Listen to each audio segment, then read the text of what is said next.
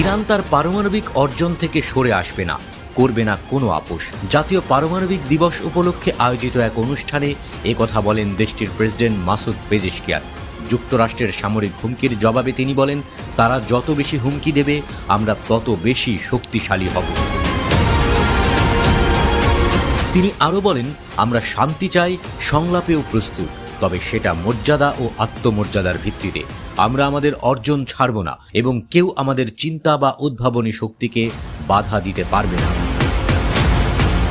Tehran পারমাণবিক বোমা তৈরি করতে চায় না বলেও দাবি করেন তিনি। বলেন, পশ্চিমারা বলে ইরান বোমা বানাতে চায়, কিন্তু আমাদের সর্বোচ্চ নেতা আয়াতুল্লাহ আলী খামেনি স্পষ্টভাবে বলেছেন, আমরা বোমা চাই না। এটা বহুবার যাচাইও হয়েছে, তবে পারমাণবিক জ্ঞান ও শক্তি আমাদের প্রয়োজন। ইরান যুদ্ধ চায় না উল্লেখ করে প্রেসিডেন্ট পেজেশকিয়ান হুঁশিয়ারি দিয়ে বলেন, কেউ যুদ্ধ চাইলে তার জন্য প্রস্তুত